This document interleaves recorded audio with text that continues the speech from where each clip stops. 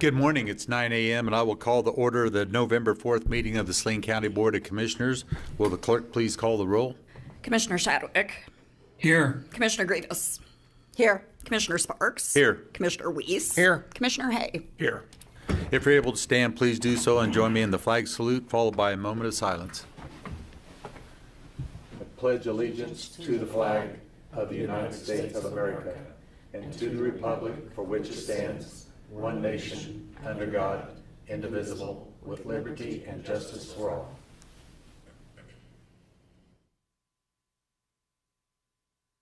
Thank you. At this time, we will move into our citizens' input portion of the meeting, where members of the public may speak on county government, usually limited to 3 minutes and pertaining to items that will not be discussed on today's agenda. And it looks like we have a person already ready to speak. Please state your name and address. Norman Mantle, Saline, Kansas. After listening to the discussion in there in the study room, don't you call us veterans when you need help. Don't you call us. Okay. Okay. Do any of you know who Ira Hayes is? He's a veteran. He's a Native American. No, he's regular Army. Go look at the code of, because look at the code of honor. Okay. Meetings. Okay. If you look at the color of his skin, his hair, his eyes, no whiskers, how is that? Code talkers, look at the facial features. Congress finally gave them the recognition they deserve after 75 years. So, he was a regular Army. Okay. Thank you. Thank you. At this time, we'll move into our consent. Oh, I'm sorry. Excuse me. I love your shirt. Yeah. Good morning, Commissioners. I morning. am Christina Small. I'm the Executive Director at Saline Area United Way. I come before you to talk about the SNAP benefits and the partial payout that will be on there. So based on 2023 U.S. Census data, 8.8% of households in Saline County receive SNAP benefits, and 15.4% of Saline County households live below the poverty line, meaning they meet the income eligibility for SNAP. With the current government shutdown, those benefits aren't being released at their full amount or on time. Food insecurity is already a real concern in our community, and it's only going to be magnified in the days ahead. This summer, Saline Area United Way went through a brand refresh, and one of our new pillars is community resiliency. So when this emergency arose, we knew we needed to act quickly. We are partnering with Tony's Pizza Event Center to host Snap Back Against Hunger, a community food and resource fair designed to connect people with immediate food resources and with the local organizations that can help meet their other needs they may be facing. We know that when one challenge arises, it often reveals others, and by bringing multiple partners together under one roof, we can make it easier for families to access support in one place at one time. The event will take place on November 17th from 4 p.m. to 8 p.m. at Tony's Pizza Event Center. The Salvation Army will also be providing an evening meal on site to add another layer of support for attendees. We know we can't do this alone. That's why we're partnering with local businesses, churches, and nonprofits to collect food, raise funds, and recruit volunteers to ensure the event runs smoothly. Our goal is to raise at least $15,000, which will allow us to provide meals for roughly 600 families based on estimates from the YMCA's Grab and Go summer lunch program. Today I'm here not only to inform you about the event, but to respectfully ask that the County Commission consider allocating up to $5,000 from the contingency fund to help purchase food for this effort. Every dollar raised helps us reach more families, and any amount beyond our goal will go directly toward feeding even more neighbors in need. I understand that President Trump has signed off on releasing 50% of SNAP benefits, but it may take time before states receive guidance and distribution begins. In the meantime, we need to step up and help fill the gap. At Saline Area United Way, we believe this isn't about politics, it's about people. Our mission is simple: to strengthen North Central Kansas by uniting people and resources to build resilient, thriving communities. That's exactly what we're doing with Snap Back Against Hunger. Saline County has always been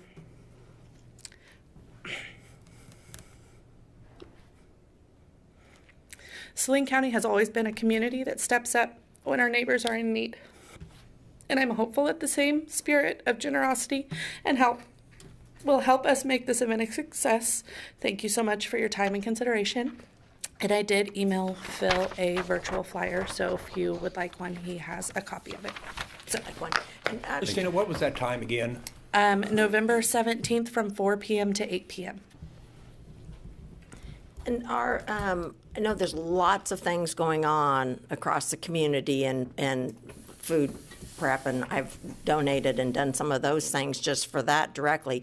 They're not tied directly to this. It's kind of a different Right. So scope. there are agencies that are doing their own thing. And I was talking to Phil yesterday. Our goal, we are not wanting to step on toes. We're just trying to be a connector and get everybody in the same room so that it's easier for our neighbors to get the help that they need.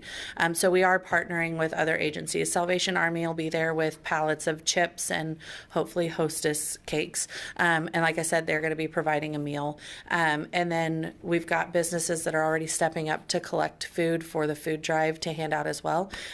We're just trying to work together as a community because I've seen firsthand, being in this position, how the community can band together and make things successful. And so we're just trying to magnify the impact that the community can make. And so can you tell me, so all the food that's coming in will be distributed that day at that time? Yes. And then the $15,000 that you're hoping to raise will be to carry it That will on? also be distributed that Okay. day. So we're working with the YMCA with their budget from their summer food program, their Grab and Go, and our goal is to put together bags of meals to hand out. And it'll be a first come, first serve basis on those. I have been in talks with Schwann's about donating some pizza. We're just waiting on the final word. And then Valmont is looking at providing enough stuff for peanut butter and jellies for 600 families. And so we've got those businesses that are on board. It's just now, again, spreading awareness and raising the actual funds to purchase those pallets of food to make a bigger impact. Okay. So. Thank you very much. Thank you. Anyone else? At this time, we'll move into our consent agenda, which consists of approval of tax roll adjustments, approval of accounts payable, approval of public forum agenda, approval of payroll, approval of county commission minutes of October 21st, 25, approval of county commission minutes on October 28th. Are there any members of the public who wish to address the commission? I will bring it back to the Mr. Chair, I move that we approve the consent agenda as written. I second. we have a motion and a second to approve the consent agenda as presented. All in favor say aye. Aye. Aye. All opposed, same sign. Motion carries. We will move into action items. 2026 Eagleview Contract with Drew Bean, GIS Coordinator. Good morning, Drew. Morning. Morning, Commission. All right. So, let me get my stuff together here. We are requesting to go ahead with the flight for the 2026 year with the Eagleview. They are called Eagleview now. I noticed, I thought I had cleaned up that pictometry in the request for action paragraph there, but they are now called Eagleview. This is imagery that is used by pretty extensively by the appraisers and several other departments at the county, Road and Bridge, Sheriff's Office, Weed Expo. So in March, April, they usually come and fly when there's leaf off, and they get the ortho imagery straight down and oblique imagery on the sides. And the ortho imagery we're able to put in our maps, and they also have a web application that serves out the oblique imagery where you can view all four sides of a building. After that is processed, they also have a change finder application that the appraisers use. They go and they review all 26,000 parcels in the county for any changes in building size, any building over 120 square feet. And then they serve that out to Sean, where Sean would be able to view that and use that for change in values or looking at if there's anything they had missed. And let's see, this is just a single flight contract. Typically in the past, we've done a 2-flight contract, 1 flight it's 6 years total over the 3 years.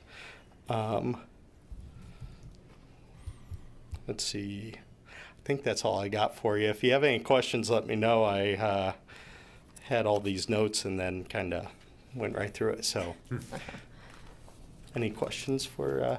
I got a question. It might be for Sean, not you so much, but by statute, is the appraiser has to have a visual of a property every other year? Am I right there? Sean Robertson, County Appraiser. No, actually, we are required to inspect properties, all of the properties within a 6-year period. What Eagleview allows us to do, and I've worked with property valuation in Topeka of what constitutes an inspection. Well, it used to be an on-site, actually physically going to the property. We've been able to modify that to where, as long as these aerial images are new enough, viewing those constitutes an inspection, and that is how we are able to inspect all of the properties that we are required to in that 6-year period of time. That's how we are able to stay in compliance with PVD. It reduces our staff time being out there. It reduces our mileage paid budget for going out to properties. And the biggest thing for us is it's simply a safety issue for our people, not needing to necessarily go out to these properties that have existed forever. Obviously, the new construction won't necessarily show up on these images, and we do need to go out on those. But it's been an invaluable tool for our office. Well, that was going to be my question. You answered it. It is a cost savings to your department dramatically by not having to have vehicles driving out there and doing these inspections and absolutely and time spent. So yeah, pictometry is the reason we have been able to be as highly rated with the state as we have in order to do these inspections with fewer people at a lower cost. Thank you. Sure. And I forgot to mention that, yes, this flight would be funded by the Land Records Fund that she had approved back in August, I believe. So, any questions for myself? And I just want to say is that this imagery is the same one that comes out on that Connect. Yes. Okay. Yep, the Connect, they have a cloud application that we're able to set users up online, and they can access the images anywhere that they can access the internet and log in. Yeah, that's the password I've reset for as you a times. commissioner, it has been pretty valuable to have that on my phone where you can, Yep. when somebody asks you a question, you can pull it up and show them, and a lot of information there available. Mm-hmm. So anyway, I want to thank you. And All right, okay, thank you. any other questions or any questions or comments by the public? Mr. Chairman, I make a motion we approve RFA 2025-159 as presented. Second. We have a motion and a second to approve RFA 2025-159 as presented. All in favor say aye. Aye. Aye. All opposed, same sign. Motion carries. We'll move on to informational items. Road and Bridge bi-monthly update with Darren Fischel, Road and Bridge Administrator. Good morning, Commissioners. Good morning, dear. This is our bi-monthly updates for the month of September and October. Okay. We held 3 training exercises. LTAP came out and gave a course on foundations and customer service. That's focused towards governmental employees and providing service for the citizens. LTAP also did a snow and ice control, which kind of goes over some safety issues and concerns with the truck drivers. We also did a K-Works defensive driving for the whole department. We did some trash pickups countywide. Next slide, please. We also did a reapplication of dust control to Schilling Road. The first application of dust control on Schilling Road did not go well. The supplier had sent a truck that the guy really didn't know what he was doing. The trailer didn't work really well. So we were able to negotiate a second application with no cost to Saline County or the city of Salina. Next slide, please. We replaced or repaired 10 culverts. There's just a few pictures of some of the before and after. Next slide, please. We did some ditch cleaning here to make the water drain. Next slide, please. Next slide, please.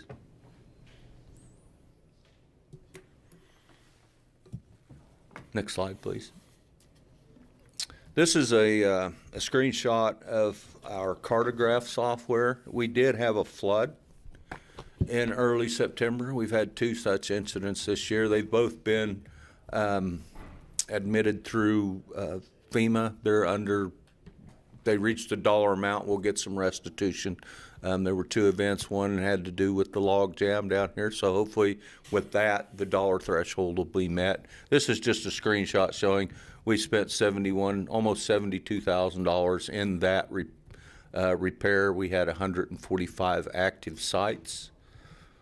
And then there's a breakdown of the labor, materials, and equipment costs. Next slide, please. This is just a Google map overlay of all of the issues. You can see most of it was along the Mulberry, Dry Creek, and Spring Creek on the west side of the county.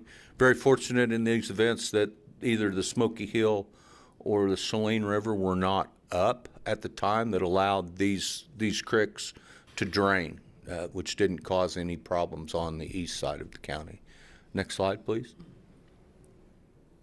This is some of the damage. This is a bridge, low water crossing down by Gypsum. You can see the water went over the top of that and eroded that. Next slide, please. This is just the repair, very simple repair. Next slide, please. This is a bridge up by Glendale that had quite a bit of erosion. I don't know what was holding that telephone pole up or that power line. Really? So we went in there and did some repair. You see down there in the bottom, we recycle a lot of stuff. You see those old culverts down in there. We put them in there, filled them with dirt, and reshaped the bank. Next slide, please.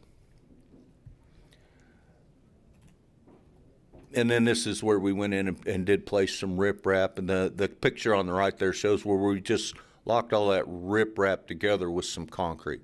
So next time it comes through there, it'll hold for quite a long time, and hopefully push the damage that occurs past the structure. Next slide, please. Here again, there's another bridge up by Glendale. Same instance. You can see the downstream of the drainage there, all of the riprap that was placed by the contractor when they built this structure. We went down the river, brought that back up to the top. And next slide, please. And we also blocked that all together with some concrete. So any damage would be beyond the bridge the next time it would happen. It would just be easily repairable without undermining the structure. Next slide, please. This is just some more pictures of the type of damage we saw. Water over several roads, State Street, Halstead Road. We had a lot of drift issues, not like the city of Salina did, but we still have significant drift. Next slide, please. It's just this was typical of what we saw for the road. Just took all the gravel off the road. We went in, and this is what we spent most of the month of September doing, retrieving that gravel where we could, and then putting new gravel on the top of it. It's important to do these activities right after the flood, because you can see the damage, you can see what you're retrieving, and you don't necessarily have to get a utility locate for every site, which makes the recovery a lot faster. Next slide, please. Typical damages here, we're water topping the road. Next slide, please. We did have some culverts that actually got washed out where the water, it had a harder surface on the top and it just ate out around the sides. Next slide, please. Just some drifting debris that we had to go recover. Next slide, please. This is a portion of Shipton Road where we had 2 culverts fail. You can see the level of the road. The culverts had been buried, had been there for many, many years. And so the drainage really wasn't working well. We raised the flow line and then rebuilt about 1,000 feet of that road. Next slide, please. Because of the elevation of the top of the culverts and the cover we had to haul quite a considerable amount of dirt in there just to make the road so it didn't have a big hump in it. Next slide, please. Our motor grader operators bladed 2,259 miles of roadway. Next slide, please. These are all of the sites minus the flood damage that we hauled aggregate to. We hauled 3,475 ton of SS5 road rack, 1,110 ton of AB3, 1,095 ton of SS8 sand. Next slide, please. That shows us we were able to resand 13 miles of roadway. We also hauled 2,085 ton of dirt and a 1,075 ton of millings. Our plans are, today we are doing what we call our snow day prep. We are putting the snow plow trucks together, making sure that everything functions and is going to be able to survive the winter, is a good way to say it. Hopefully they won't be as bad as last winter, but we're making sure all that stuff's ready to go. We are starting our fall Durapatch activities. We have completed the countywide striping. It will be done Thursday. We're going to start our bridge repair list from the bridge inspections. Every 2 years, engineering does a bridge inspection. They completed that this spring. Most of the repairs that this entails is tree work, so going out and cutting the trees out from around the bridges so they don't push into the abutments. On these bridge inspections, when there is anything imminent, we go out and repair right away, like some erosion control and things like that. Then we wait to do the tree work when in the fall when it's cooler and the leaves are off. And we'll start our winter tree work. And a budget update. Our budget usage is within historical averages, but I would like to note that the contractor is finishing up his asphalt activities. So that's a significant portion of our maintenance budget. So there will, if it's at 67 or 65%, it will drop, but that's going to be well within our budgeted usage. I did put some economic highlights in your package for this month. And ROI, return on investment, seems to be a buzzword these days. So, looking at the 2025 economic contribution from the Kansas Department of Agriculture, Saline County, directly, indirectly, and induced effect is over $2 billion. And what Saline County provides to the economic economy of the state of Kansas and the surrounding area. And so if you do just a little quick pencil math, and I kind of included the city of Saline with this too, because a lot of the ag is driven by the ag product industry, which is a big portion of this, Kubota, things like that. So if you take what the city, Saline County and the city of Salina provide for road maintenance, this doesn't include the state, that's almost $13 million. And if you pencil that out into that $2 billion, that's 0.63% return on investment in what Saline County and the city of Salina provide. Just in the agricultural department for the maintenance of the roadways, and not even to consider that everybody's employment's dependent upon a road somewhere.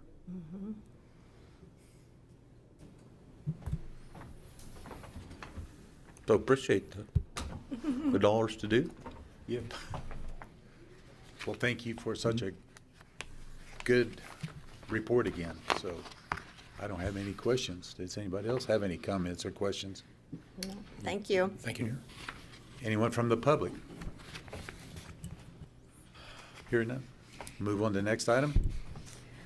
Department of Senior Services quarterly update with Rosie Walter, Senior Services Director. Good morning, Rosie. Good morning, Commissioners.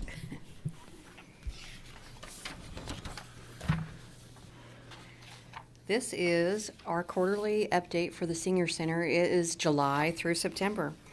We have a CDBG facilities grant that we received of $712,460 with a match of $225,000 for a total of $934,460. And this grant is to cover the parking lot, replacing the uneven sidewalks, installing lighting around the building, and replacing the roof. Currently, we're at the environmental review process. Hopefully in the next 20 days, that will be at an end. And then as soon as we receive notification from CDBG and the North Central Regional Planning Commission that the environmental process is done, then we'll put it out for bid. We received $25,000 from a Dane Hansen, a grant.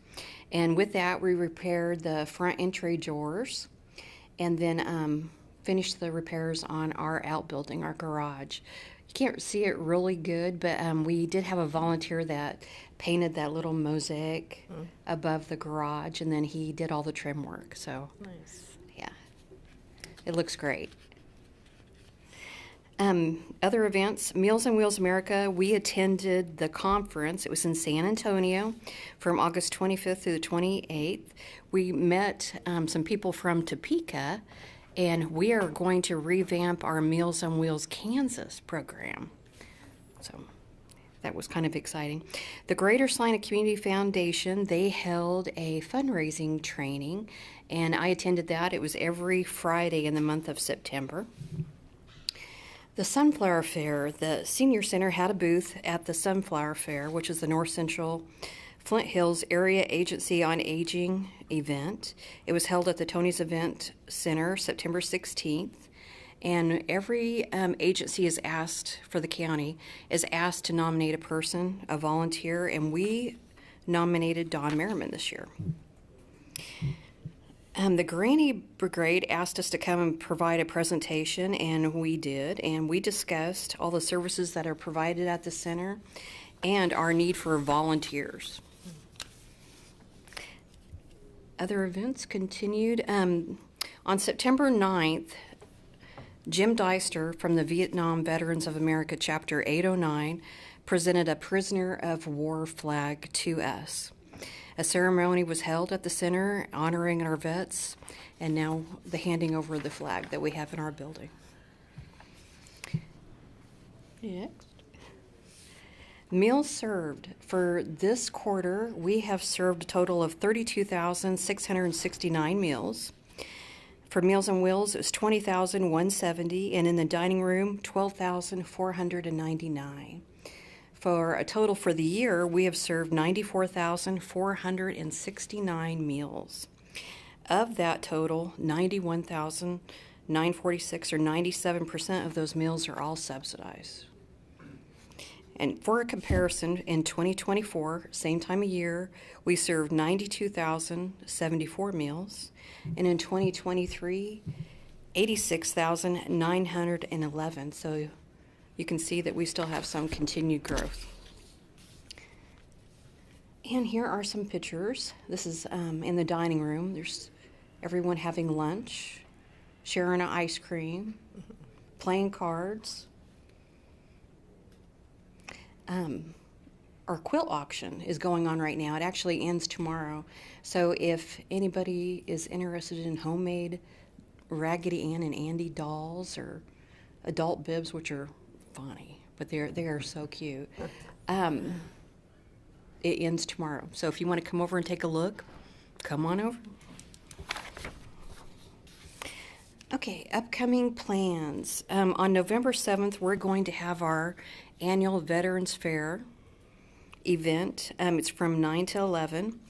And we have quite a few vendors that are coming, and they're going to have some prizes, and we're going to have donuts, and we're going to do a memorial walk around the building. That's a picture of last year. And then Christmas for Meals on Wheels. We are planning our Christmas for our Meals on Wheels seniors. We do this with local agencies, and we did receive a Earl Bain Foundation grant of $5,000 to help contribute to their Christmas bags. Last year, each bag weighed probably 40 pounds, and it was just, it's crazy. And then the sheriff's office comes over and picks them all up, and then they go out and deliver them, it is fun for our Meals on Wheels recipients, too. This year, our peacemakers are making those bibs for all of them. And then the Silver Needles are making ornaments for them. And then we have the grade schoolers doing cards for them. And then all the other agencies that we work with, Home Health and other, all bring an item for the bag. And then they help us stuff them. So it's a huge event, and you're all welcome to come and help stuff bags if you like. And this is our flyer for our Veterans Day celebration that's coming up on the 7th. And I do want to invite any veteran to come and their families, and we will have lots of donuts and refreshments and prizes. Okay, this is our fiscal report. It's from 2018 when the county took over from the Commission on Aging. And I did give you a revised one. If you look through on the first table, all of that is the revenue, and then the revenue's brought forward from year to year. So donation balance forwards from the previous year, grant balance forward again the previous year, revenues are for that current year, and donations for the current year, and then any grants received. So that bottom total that's highlighted is the revenue received for that year. The next column is the expenditures, and it has everything from our agency expenses, from the capital improvement plan expenses, technology improvement plan, donation and grant expenses, and that is the total for each year there. And the bottom total that's highlighted is the amount of operations subsidized by tax dollars. So if you go through and look at each year going forward to 2025, the first through the third quarter, what has it cost to the amount of operations subsidized by tax dollars? We're at $173,388. And we have one more quarter to go. So, one thing I'll mention on the side is that right now we're working on our letter campaign fundraiser, and we're right at $21,000 for that. And then lastly, I'd like to say on November 20th, we're going to have our Thanksgiving meal at the Senior Center. So you are all welcome to come and help if you like, or come and eat, I don't care. But yeah, come and help, and we'll put an apron on you, and you can serve our seniors.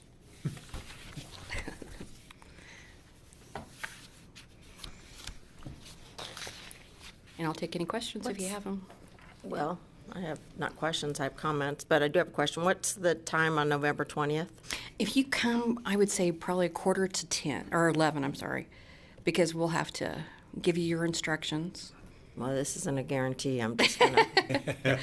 Well, we would welcome you. I know you would. I can slap some mashed potatoes anywhere. I appreciate this report, and I like that you broke it down into the subsidized by tax dollars, because I know that's been asked numerous times. Yes.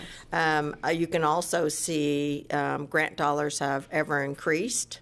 Since you took over. I don't remember what year you took over. 18. It was a sad year for me. But then, you can see that growth. And also the sustainability of not increasing the subsidization of those tax dollars, which is impressive, I think, always impressive. Your collaboration for every event, the way you get and reach out to all those partners in our community, as the United Way mentioned earlier, is so impressive. County organizations aren't typically in the business of doing that, and you're a different kind of bug here, but the work you and your staff put in writing those grants and seeking those dollars, and I know that support's there, and it's ever impressive to me. So Thank you, keep up Annie. the good work. Thank you.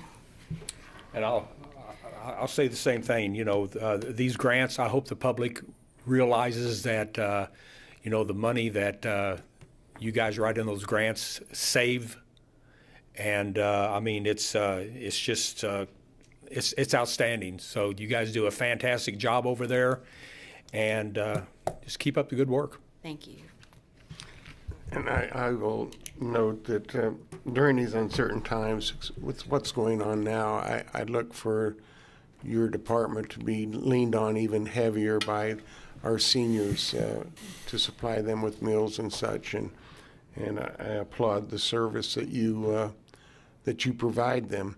Can you tell me, do you know in 2017, prior to Department of Senior Services, what the county's expenditure was? Yeah.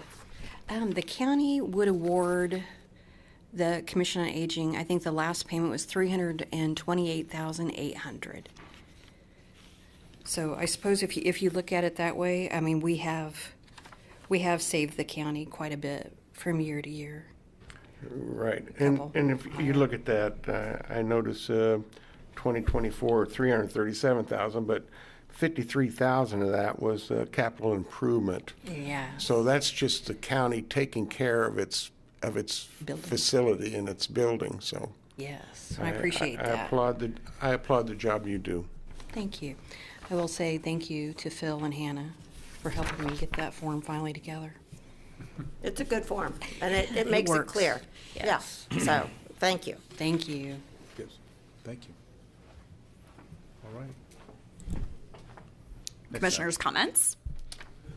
Mr. Phil, can we back up a little bit? We don't have a meeting on the 11th because of Veterans Day, and I know that I don't know what type of funds we have in our contingency fund, but I was wondering, can we take a look and see? I mean, is it a possibility with the commission's approval of doing anything for this SNAP event at the Tony's Pizza Event Center? Yes, you are correct about all of that. We do not have a meeting next Tuesday because of Veterans Day.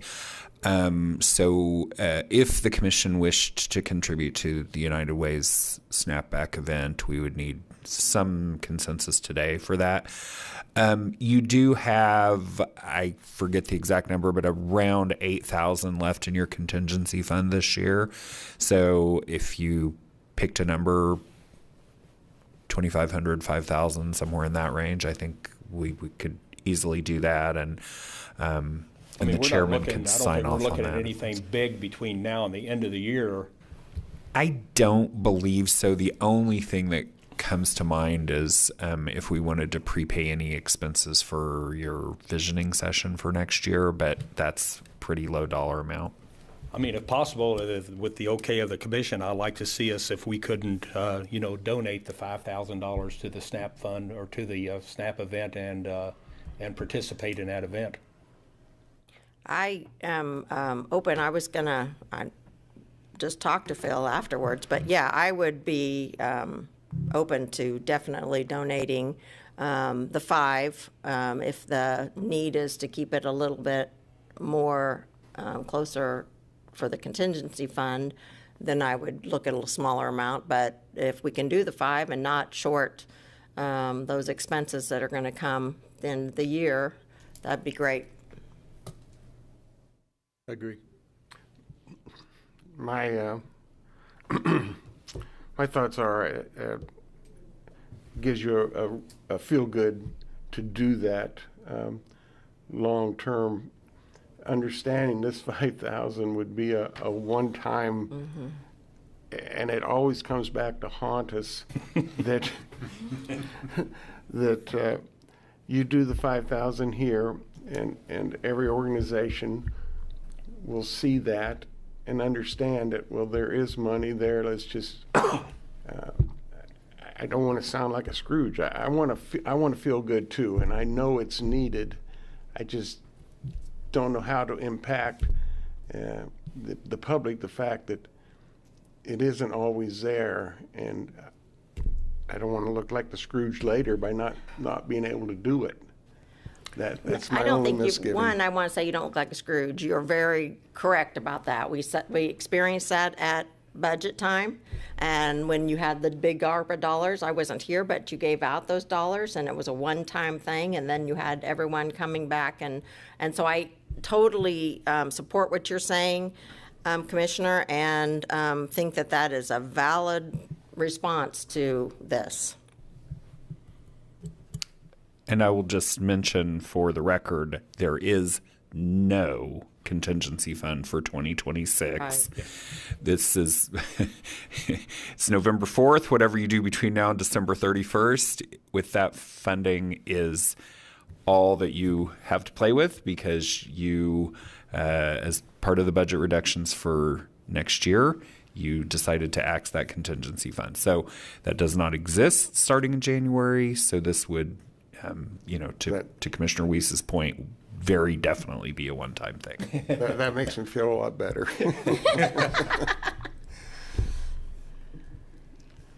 Well, with that being said, do you know about what the budget would be for next year's visionary?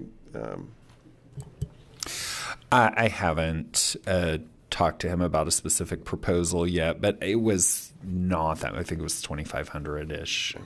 Yeah. Okay. Well, Mr. Chair, I make a motion that we approve $5,000 out of the County Commission Contingency Fund to help support the United Way in their snapback or snap it or SNAP.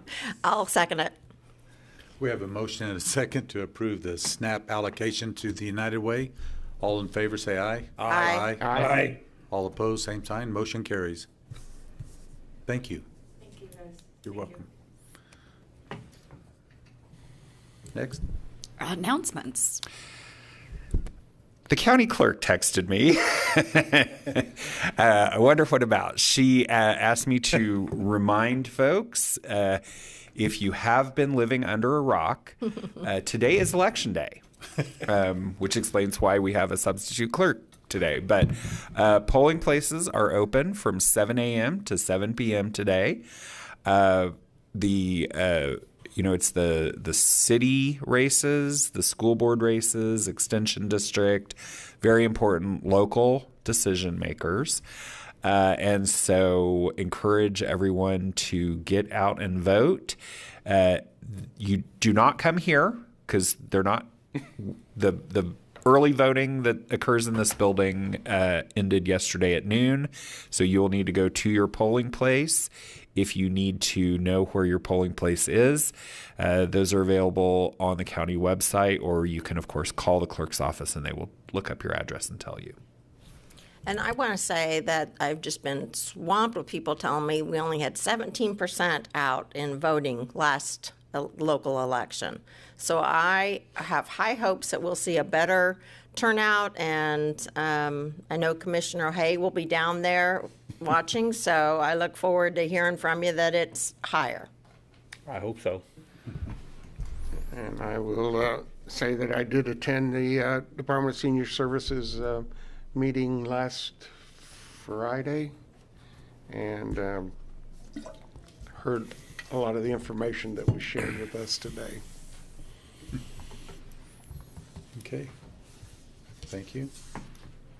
Next. We're going to move into a concept discussion of solar panels on Senior Center's roof with myself. So during the creation of the 2026 budget, we had several departments that had asked for increases in utilities. So this is kind of a little bit more of a staff-initiated exercise in looking at ways to help lower energy costs. with the possibility of using alternative energy with the installation of solar panels. We had an analysis done on 4 different buildings/campuses: the Senior Center, the new Sheriff's Office, Expo Center, and Road and Bridge. And what that resulted in the highest, Darren's buzzword of return on investment, was for the Senior Center. So we worked with Hutton, who has a division that deals solely with energy, based out of Wichita. And they came out, they looked at the center, they came and looked at the roof, did quite a big analysis on past utility bills and utility usage to come up with a potential proposal to install solar panels on the roof of the Senior Center. The initial investment by the county would be $147,750.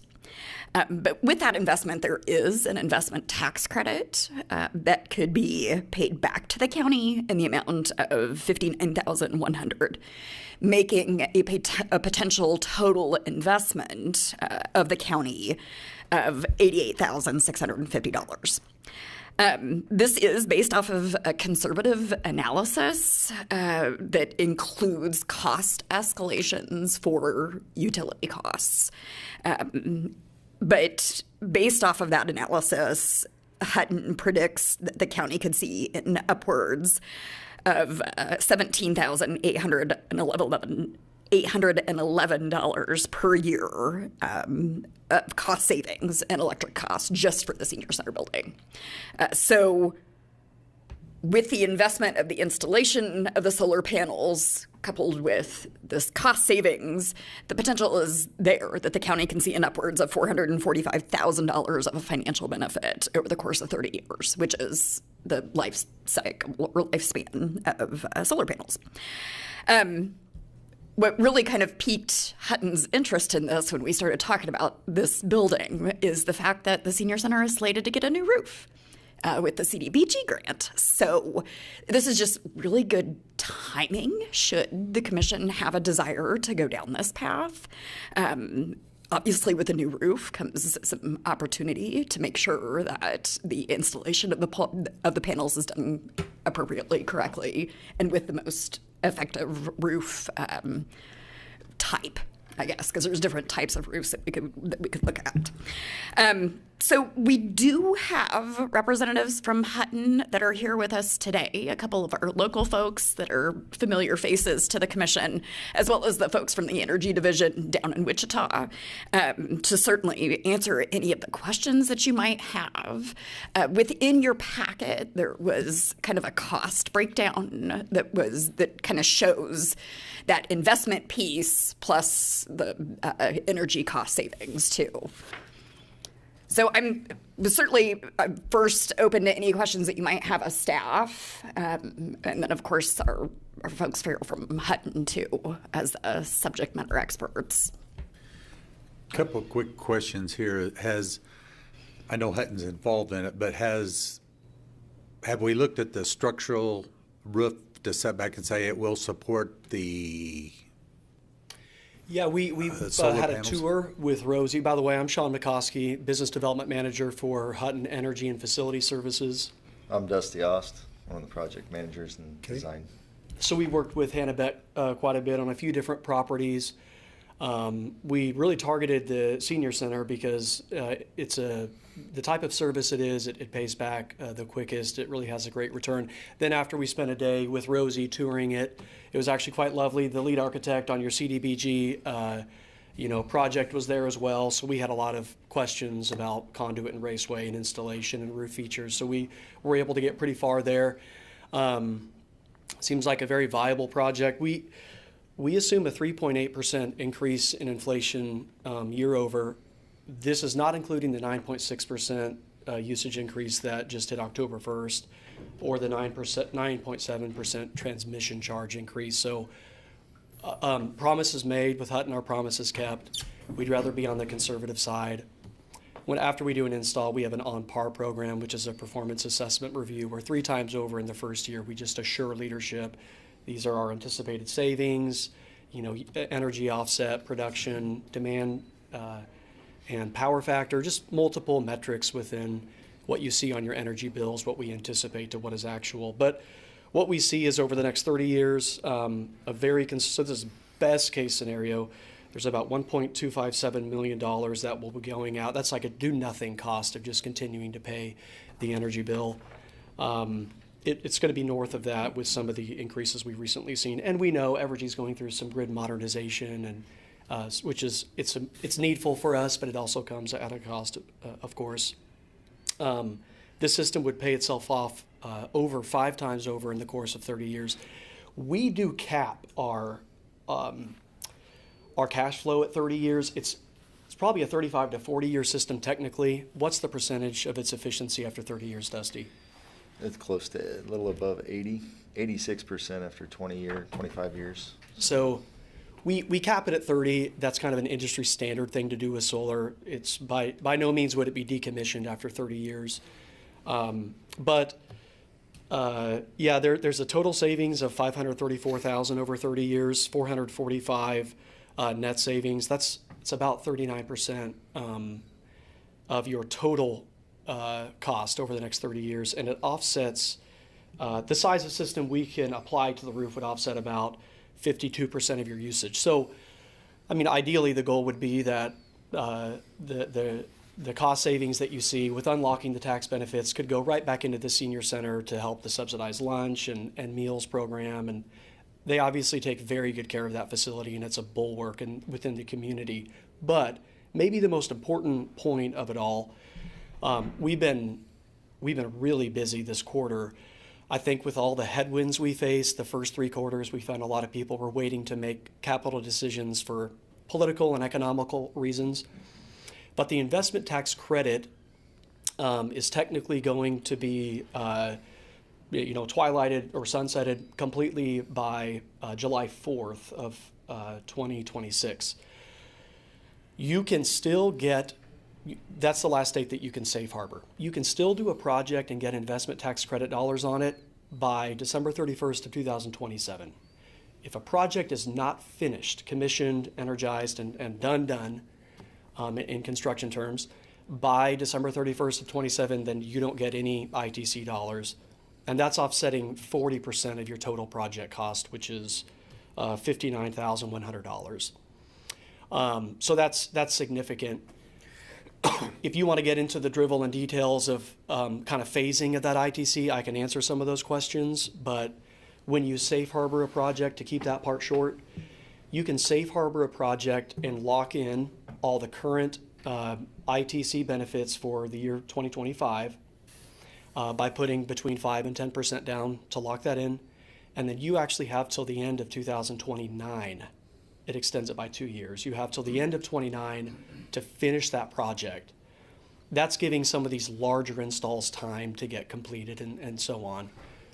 We also noticed a few other buildings where it would fit very well, and whenever you pair, in certain scenarios, when you repair roof repair with solar, there's a portion of the investment tax credit that also goes towards the roof. There's a lot of details there to uncover. It's very site specific. We get into granular detail on those, but I told Hannah there's a lot of good conversation to have, but the window of time is a little bit short.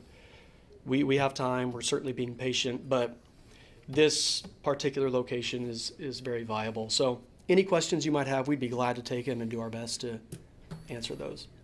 So just to answer, to make sure you do have your question answered, we did not only have the architect there, but it talked several different roof designs and whatnot. They got up there and stomped around on the roof too. But the roof is very much viable for this type of project. Well, and I will say, based on this analysis, we don't need the tax credit. Like, $59,000 is great. We're not going to leave it on the table, but it pays for itself regardless. Oh, yeah. Several times over. My other concern, and Hannah and I had this conversation, is that is a beautiful historic building, and I don't want a big, ugly solar panel sticking off the top of the senior center. So they've assured me that in design it can be below the parapet, that it doesn't have to be angled, it can be flat and so forth, so you're not even going to see the thing. So Yeah, they'll be at a 5-degree tilt there. We did a pretty deep dive into the budget for next year, and we cut a lot of things. I mean, where is $147,000 going to, or $150,000 going to come from after as many cuts as we made in the budget, and trying to hold the budget at what we I don't know, is there that much in the CIP or? Yeah, I'm glad you asked that question. Okay. So I checked, and the balance in CIP is just a little over $9.4 million. I think what needs to be recognized is when Rosie got her CDBG grant for $721,000, she basically said she had over $250,000 that was slated in CIP for the projects that she ended up getting awarded grant funding to.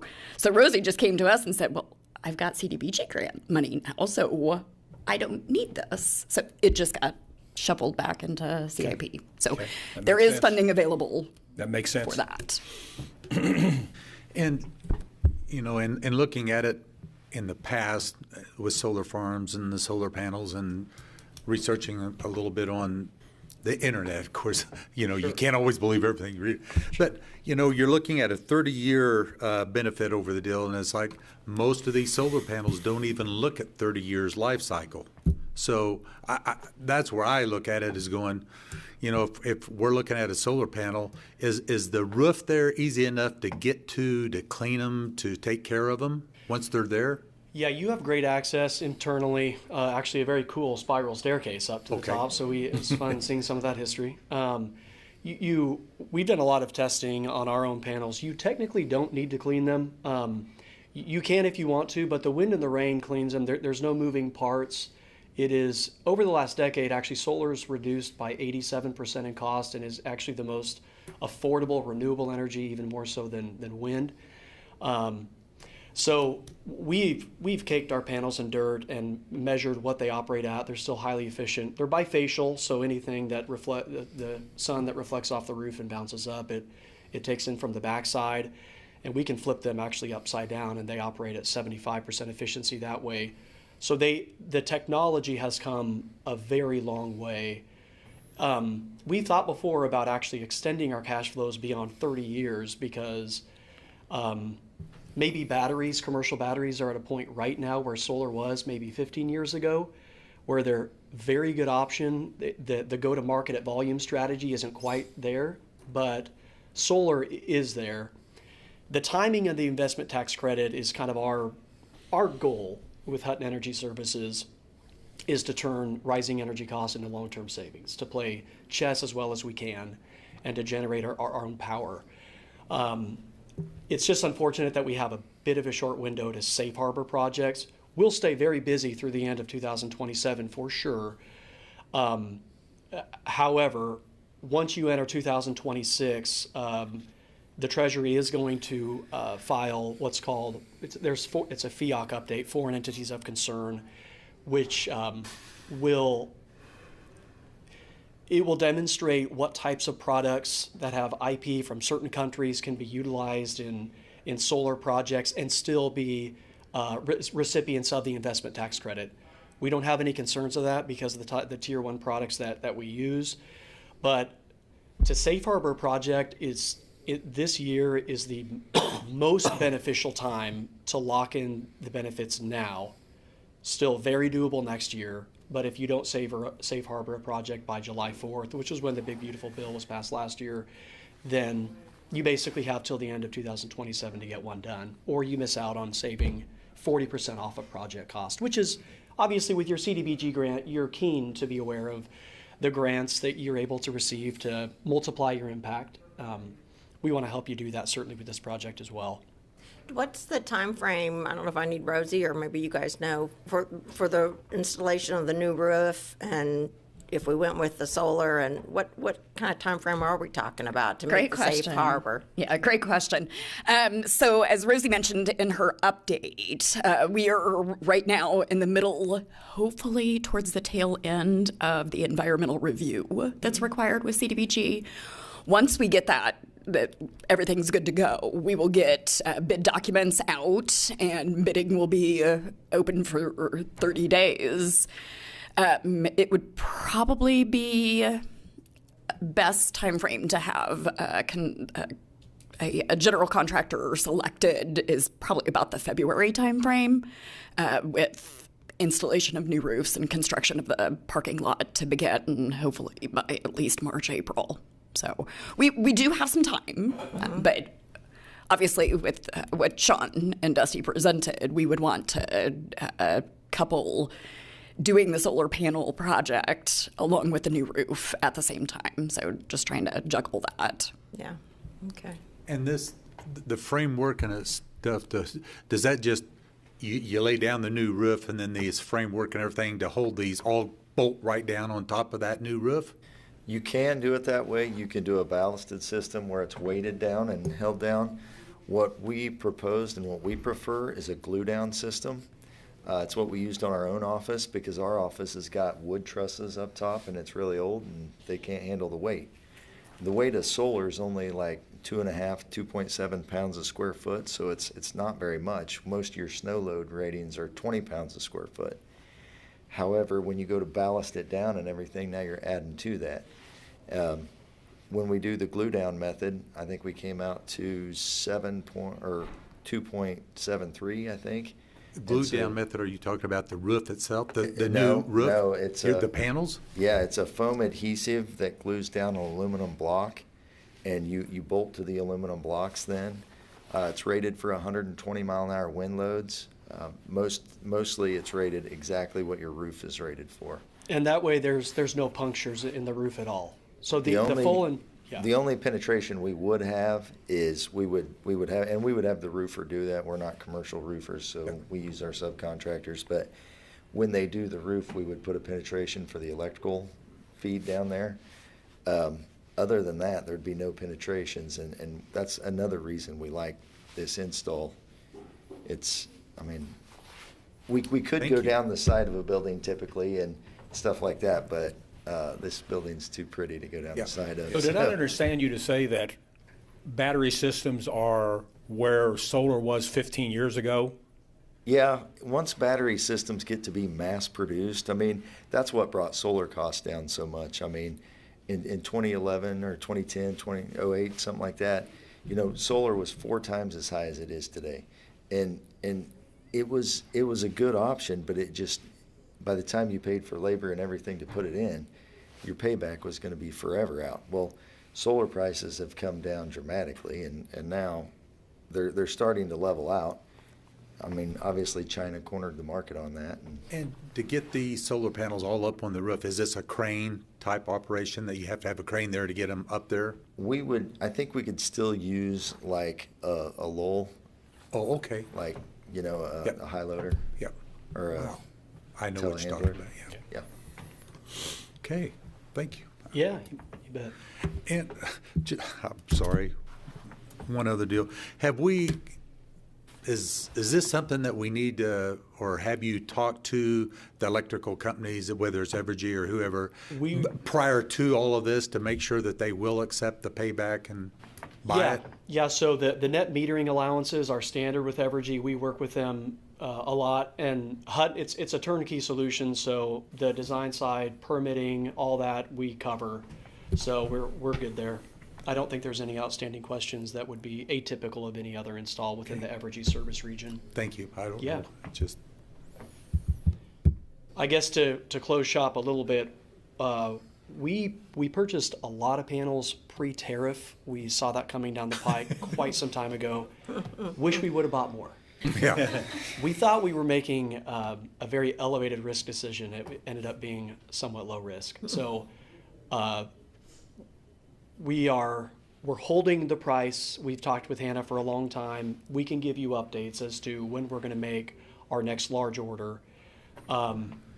I think you're my point person just to keep in contact there. But because December 31st is kind of the finish line to safe harbor projects and not deal with any of the FIOC stuff, it's great, but heads on a swivel right now. So there's a little bit of urgency. That's not a pressure selling technique or tactic at all. I'll just keep you posted on a week-to-week basis as we're kind of getting our operational forecasting updated with projects coming down the pike. But we have the panels in store currently. So, yeah, thank you for your time. Really appreciate it. Thank And you also, for your thank information. you to Rosie. Any other comments or questions by the commission? I took kind of. So that was a good segue from Sean. So this is just a concept discussion, not asking for any type of action by the commission. However, if this is something that the commission desires for staff to move forward with, then I would anticipate that we actually bring back an action item over the next couple of weeks. I agree. So, Yes. Yeah. Thank you. Yeah. Thank Okay. you. Yes. Yep, Thank you, guys. Appreciate it. Thank you. All right. No other items? Looks like, do I have a motion for adjournment? So moved. Second. We have a motion for adjournment. All in favor, say aye. Aye. Aye. All opposed? Motion carries.